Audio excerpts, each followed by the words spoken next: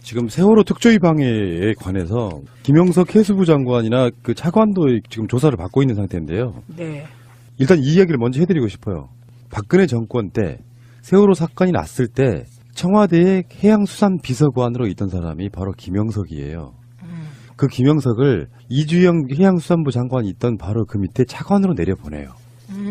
그 수습을 위해서. 그리고 이주영이 해수부 장관을 그만두고 김영석이 장관으로 올라갑니다. 그러니까 청와대가 직접적으로 해수부를 장악할 수 있는 통로를 일단 확보한 거거든요. 근데 그 상태에서 김재원, 조윤선, 이병기가 해수부 특조위 방해에 사실상의 컨트롤 타워였다는 게 요즘에 나오고 있어서 깜짝 놀라서 조윤선이 뭐지? 이런 생각이 좀 들더라고요. 그때 일단은. 정무수석이었나? 네. 네. 이 사람들이 공모를 해가지고 세월호 특조위를 부단히 방해했다는 건데 김재원은 정말 악랄하지 않습니까? 김재원은 그때 원내수석 부대표죠. 세금 도둑. 네, 원내수석 부대표고 조윤선은 정무수석이고 이병기 비서실장. 그러니까 맞네요, 뭐. 그 셋이 방해하려고 마음 먹으면 셋이 하는 거. 그러니까 이병기 실장이 컨트롤 타워였을 테고요. 방해의 컨트롤 타워. 그다음에 주로 행동을 하는 거는 정무수석이에요. 예, 조윤선은 그 정무수석으로서는 사실 안 맞는 캐릭터 아닐까요? 안 맞는 캐릭터인데 시키는 건 했나 보죠, 뭐. 시키는 거. 그 비서실장이 시키는 거. 당시에 새누리당 의원들 만나는 정도. 그렇죠. 저도 만났다고 말씀드렸죠. 만나신 적 있으세요? 저희 사무실로 찾아왔었어요. 의원회관 501호. 아, 어떤 뭘 협조 부탁한다고? 아니, 그 몰래카메라. 아, 그 건으로? 네, 그 몰래카메라 폐기할 테니까, 더 이상 뭐 언급하지 그런 거 말달라? 자료를 가지고 이렇게 하시니까 실장님도 최민희 의원님에 대해서는 뭐 어떻게 하실 수가 없다고 하십니다. 뭐 그렇게 얘기해서 말 되게 어렵게 해서 지금 기억나는 게 자료를 가지고 그렇게 폭로를 하시니까 실장님께서도 어떻게 그래서 그때 제 느낌은 이분이 박근혜의 정무수석이 아니라 김기춘의 정무수석이구나 이런 느낌을 받았던 기억이 나거든요. 그러니까 지금도 이병기 실장이 총지휘를 하면 정무수석이 그렇게 시키는 대로 만나고 그럴 수 있었을 것 같고요. 김재원 수석 그때 수석 부대표거든요. 자유당의 이분은 뭐 아주 자체 발광형이세요. 뭐 그렇게 생기셨잖아요. 네, 네, 막 아주 막. 네. 네. 이분도 저한테 제가 몰래카메라 폭로하고 필라테스 폭로하고 침대 세계 폭로하려고 막 준비할 시점에 이분도 저한테 전화했고 국회 본회의장에서 만나서 하지 말라고 그렇게 얘기했어요. 지금 조윤선에게는 또 하나 혐의가 또 생기는 거거든요. 그렇죠. 우리 의원님이 그때 조윤선이 찾아왔을 때 당신은 앞으로 3, 4년 후에 감옥에 갇힙니다. 라고 예언을 했어야 됩니다. 교장 공모제가 요즘에 정치 큰 이슈가 아니라서 저도 별로 관심이 없었는데요. 근데 이게 되게 중요한 이슈예요. 물밑에서는 굉장히 중요한 이슈더만요. 이게. 예, 중요한 이슈일 뿐만 아니라 일단 질문 드릴게요. 예. 교장 공모제가 뭡니까? 이제 교장은 교장 자격증이 있는 사람들만 교장이 되게 되어 있어요. 그래서 교장이 되려면 근무 평정서부터 오랫동안 자기 관리를 해와야 돼요. 그리고 어느 날 교장 자격증을 딸 수 있는 게 아니에요. 뭐 장학관, 장학사, 뭐 그다음에 교감, 교장 뭐 이런 경우도 있고 여러 통로를 거쳐서 자격이 있는 사람만 교장이 되게 되어 있었는데 그렇게 하다 보니 그렇게 오랫동안 근무 평정을 좋게 유지하려면 어떻게 되겠어요? 창의적이고 적극적이지 못한 분들이 주로 평점을 잘 받겠죠. 아마도. 예, 그런 경향이 있다 보니 너무나 학교가 정체된 거예요. 그리고 교장은 학교에서는 A 학교의 교장 선생님은 A 학교 안에서는 대통령입니다. 그렇겠죠. 예, 모든 행정 권한과 인사와 뭐 이런 걸 다 가지고 있기 때문에 그래서 굉장히 중요한 직책임에도 여기가 외부에서 교장이 되는 길이 없었던 거예요. 근데 2005년에 최초로 공모형 교장을 들여올 수 있도록 법이 만들어집니다. 이게 참여정부 때예요. 네, 2005년이니까. 그래서 이때 공모형 교장의 유형이 몇 개가 생기는데요. 첫째는 내부형 공모. 네, 그래서 이 내부형 공모는 교사를 하고 15년이 지나면 교장에 응모할 수 있게 해주는 그 케이스가 있고요. 그 다음에 외부형 공모가 있습니다. 이거는 교원 자격증이 없어도 교장이 될 수 있는 길을 열어둔 거예요. 그 다음에 또 하나가 초빙형 공모라는 게 있었습니다. 이 초빙형 교장은 교장을 하신 분이에요. 교장 자격증이 있는 분이 다시 정년퇴직 이후에라도 혹은 그 전에라도 교장에 응모할 수 있게. 그러니까 세 가지 유형의 개방형 교장 공모제를 2007년에 한 겁니다. 그래서 이게 계속해서 실시가 되었었는데요. 이게 직무수행 평가를 해봤어요. 그러니까 내부형 교장, 그중에서도 교사가 교장이 된 경우가 85.1점을 받았어요. 굉장히 높은 점수를 받았고요. 그 다음에 외부형 공모, 그러니까 이게 개방형 공모에 해당하는 교원 자격증이 없는데 교장이 된 분들이 83.5를 받았어요. 그래서 이게 교육혁신의 한 아이템으로 굉장히 각광을 받았고요. 그 다음에 초빙형, 그러니까 교장 자격증이 있는 분이 교장 되는 경우는 81.7이니까 상대적으로 조금 점수가 떨어졌었죠. 그런데 이게 2012년부터 16년까지 통계를 내보니까 그 내부형 교장의 교사 15년 한 분이 교장이 되는 경우가 2,472명의 공모형 교장 중에 94명밖에 안 돼요. 4%. 이게 2012년에서 2016년. 그런데 이 중에 평교사가 되는 경우 64%. 그다음에 외부에서 들어온 사람들이 있다 그랬잖아요. 네. 그분들이 이제 뭐 나머지 한 30명 정도 되는 거죠. 그래서 이렇게 높은 평가를 받은 공모형 교장이 2012년에서 2016년에 왜 이렇게 수치가 떨어졌지? 라고 해서 확인을 해보니까 2011년에 MB 때 공모형 교장을 자율학교 내에 15% 이하로 해라. 이런 교육 공무원 임용령이 내려졌던 겁니다. 그러니까 제도는 좋은데 이 제도가 될 수 있는 사람 수를 줄여보니까 의미가 없었던 거예요. 그렇군요. 예, 그래서 국회 입법조사처가 꾸준히 권고사항으로 자율학교에 15%밖에 공모형 교장을 드릴 수 없는 거를 바꿔라. 그래서 이번에 교육부가 바꾼 겁니다. 15%를 철회하기로. 아하. 그렇다고 모든 학교가 다 공모를 하는 건 아니고요. 학교 운영위원회를 거쳐서 학운위가 우리는 공모형 교장을 한번 해보겠다. 이런 결정을 해야 되니까 절차는 여러 단계인데요. 중요한 건 지금부터인데 이게 교총에서 반대합니다. 그렇겠죠. 예, 그리고 이 공모형 교장을 하고 점수를 높이 받은 분을 보니까 아무래도 정교조 쪽 선생님들이 많았던 거예요. 예, 그래서 김성태 원내대표가 심지어 이 공모형 교장제를 교육 독재다. 에이씨. 이런 또 말도 안 되는 얘기를 하게 된 거죠. 그래서 이 공모형 교장, 그중에서도 특히 내부 공모형 중에 교사 15년 한 분들이 자율학교의 교장이 되는 거는 교육 혁신에 굉장히 중요한 포인트입니다. 그래서 이건 전혀 이념 갈등이나 정교조와 교총의 갈등이 아니고 학교 혁신의 중요한 한 아이템으로 계속해서 교육계에서 주장돼 왔던 사안이고 이번에 그 김상곤 교육부가 그 15% 제한 규정을 없앤 건 아주 잘한 일로 생각이 됩니다. 제 아이 학교가 올해부터 혁신학교로 바뀌는데요. 아싸. 작년에 그 설문이 왔더라고요. 교장 공모에 대해서 어떻게 생각하냐고. 그래서 답을 하나 썼어요.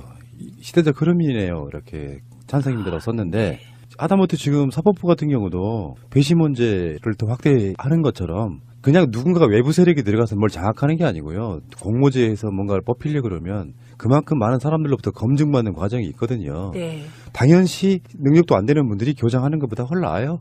제가 봤을 땐 그렇습니다. 그러니까 교장 자격증이 있으면서 교장 선생님을 잘할 수 있는 분들도 계시겠죠. 제가 중학교 때 선생님이 그러셨다니까요. 김인숙 교장 선생님 이름도 안 있는데요. 그분이 토론식 수업을 시켜서 제가 이렇게 말빨이 세진 거예요. 중3 때. 네, 그런 교장도 계시겠지만 또 너무 자격증에만 이렇게 하다 보면 좀 보수화되니까 저는 신선한 새바람 교육혁신의 한 아이템으로 교장 공모제가 자리 잡기 바랍니다. 꼭 이런 그 김성태나 이런 사람들의 그 발언을 거지것대로 믿고 집에서 막 걱정하시는 그런 학부모님들 한두 명은 꼭 있거든요. 꼭 이해시키시길 바라요.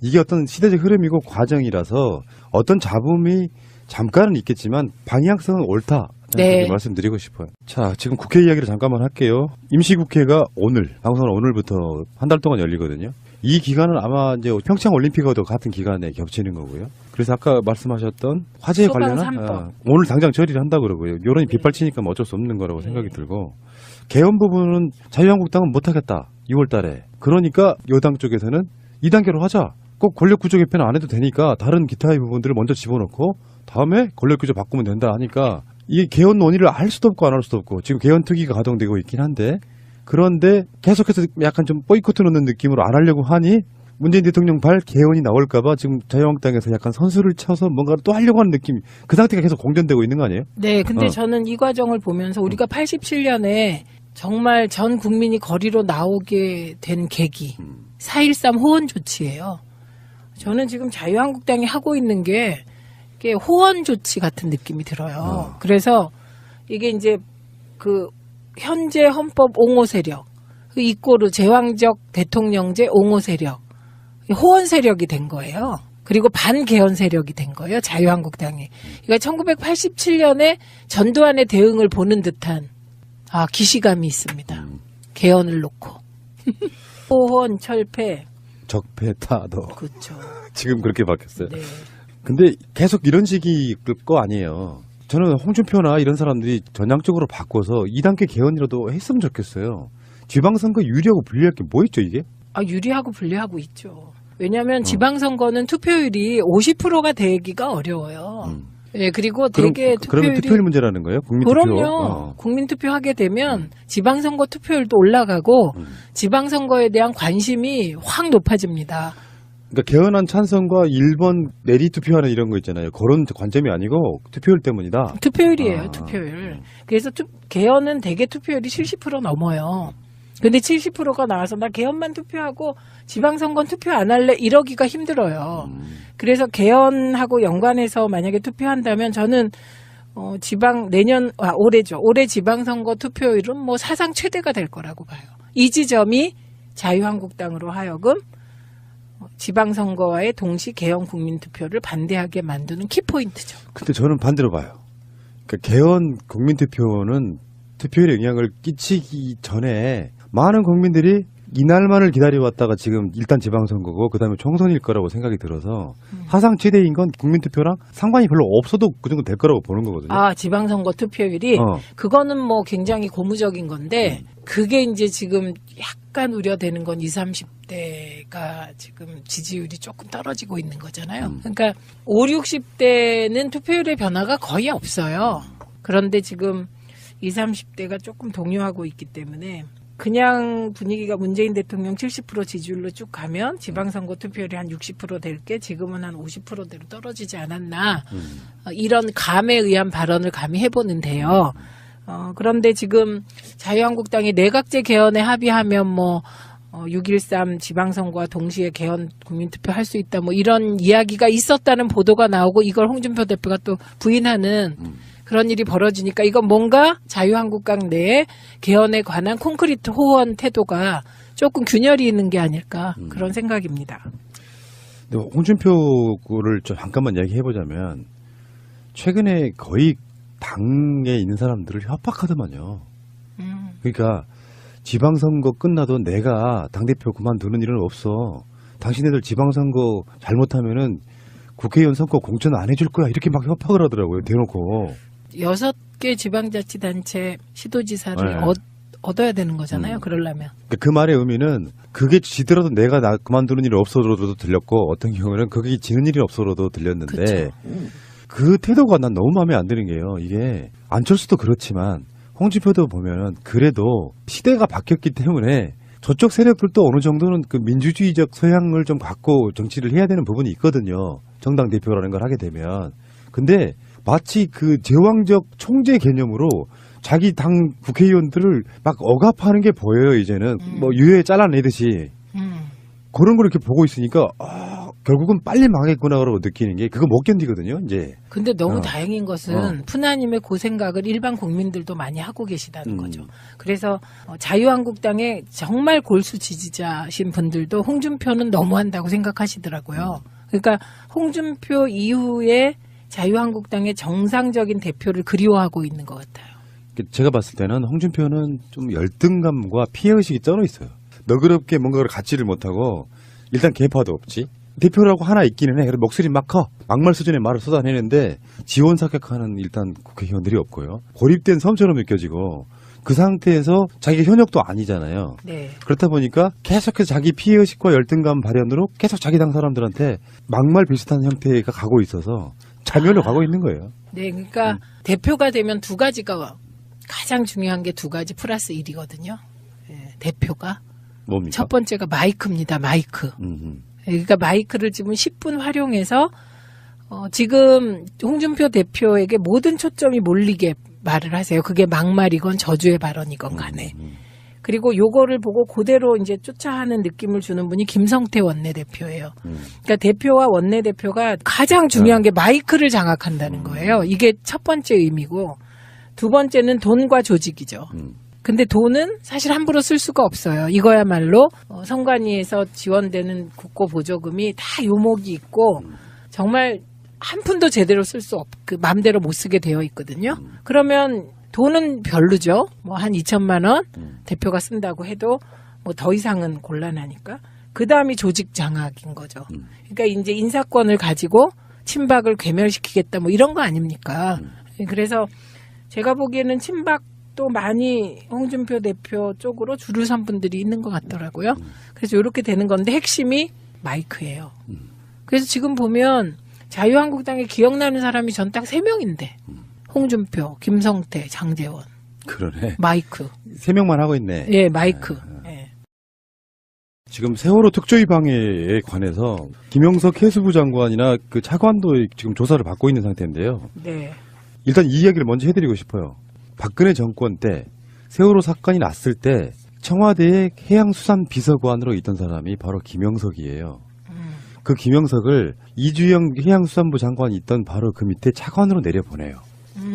그 수습을 위해서. 그리고 이주영이 해수부 장관을 그만두고 김영석이 장관으로 올라갑니다. 그러니까 청와대가 직접적으로 해수부를 장악할 수 있는 통로를 일단 확보한 거거든요. 근데 그 상태에서 김재원, 조윤선, 이병기가 해수부 특조위 방해에 사실상의 컨트롤 타워였다는 게 요즘에 나오고 있어서 깜짝 놀랐어요. 조윤선이 뭐지? 이런 생각이 좀 들더라고요. 그때 일단은. 정무수석이었나요? 네. 네.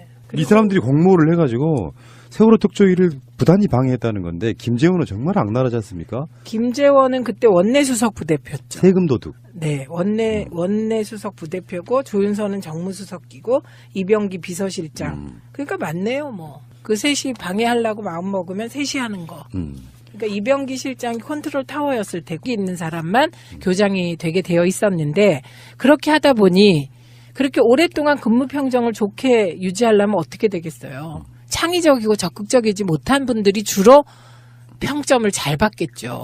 아마도. 예, 그런 경향이 있다 보니 너무나 학교가 정체된 거예요. 그리고 교장은 학교에서는 A 학교의 교장 선생님은 A 학교 안에서는 대통령입니다. 그렇겠죠. 예, 모든 행정 권한과 인사와 뭐 이런 걸 다 가지고 있기 때문에. 그래서 굉장히 중요한 직책임에도 여기가 외부에서 교장이 되는 길이 없었던 거예요. 근데 2005년에 최초로 공모형 교장을 들여올 수 있도록 법이 만들어집니다. 이게 참여정부 때예요. 네, 2005년이니까. 그래서 이때 공모형 교장의 유형이 몇 개가 생기는데요. 첫째는 내부형 공모. 네, 그래서 이 내부형 공모는 교사를 하고 15년이 지나면 교장에 응모할 수 있게 해주는 그 케이스가 있고요. 그 다음에 외부형 공모가 있습니다. 이거는 교원 자격증이 없어도 교장이 될 수 있는 길을 열어둔 거예요. 그 다음에 또 하나가 초빙형 공모라는 게 있었습니다. 이 초빙형 교장은 교장을 하신 분이에요. 교장 자격증이 있는 분이 다시 정년퇴직 이후에라도 혹은 그 전에라도 교장에 응모할 수 있게. 그러니까 세 가지 유형의 개방형 교장 공모제를 2007년에 한 겁니다. 그래서 이게 계속해서 실시가 되었었는데요. 이게 직무수행 평가를 해봤어요. 그러니까 내부형 교장 그중에서도 교사가 교장이 된 경우가 85.1점을 받았어요. 굉장히 높은 점수를 받았고요. 그다음에 외부형 공모, 그러니까 이게 개방형 공모에 해당하는 교원 자격증이 없는데 교장이 된 분들이 83.5를 받았어요. 그래서 이게 교육 혁신의 한 아이템으로 굉장히 각광을 받았고요. 그다음에 초빙형, 그러니까 교장 자격증이 있는 분이 교장 되는 경우는 81.7이니까 상대적으로 조금 점수가 떨어졌었죠. 그런데 이게 2012년부터 16년까지 통계를 내보니까 그 내부형 교장의 교사 15년 한부고요. 방해의 컨트롤 타워. 그다음에 주로 행동을 하는 거는 정무수석이에요. 조윤선은 그 정무수석으로서는 사실 안 맞는 캐릭터 아닐까요? 안 맞는 캐릭터인데 시키는 건 했나 보죠, 뭐. 시키는 거. 당시- 비서실장이 시키는 거. 당시에 새누리당 의원들 만나는 정도. 그렇죠. 어. 저도 만났다고 말씀드렸죠. 만나신 적 있으세요? 저희 사무실로 찾아왔었어요. 음. 의원회관 501호. 아, 어떤 뭘 협조 부탁한다고? 아니, 그 몰래카메라. 아, 그 건으로? 네, 그 몰래카메라 폐기할 테니까, 어.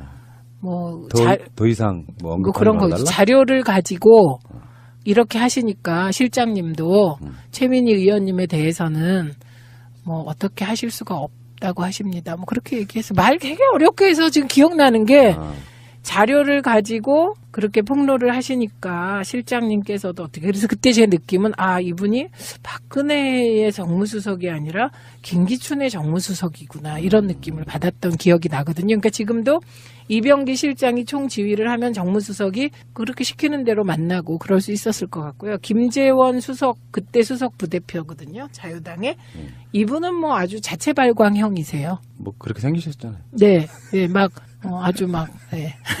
참, 네. 이분도 저한테 어. 제가 몰래카메라 폭로하고 필라테스 폭로하고 침대 세계 폭로하려고 막 준비할 시점에 이분도 저한테 전화했고 국회 본회의장에서 만나서 하지 말라고 그렇게 얘기했어요. 지금 조윤선에게는 또 하나 혐의가 또 생기는 거거든요. 그렇죠.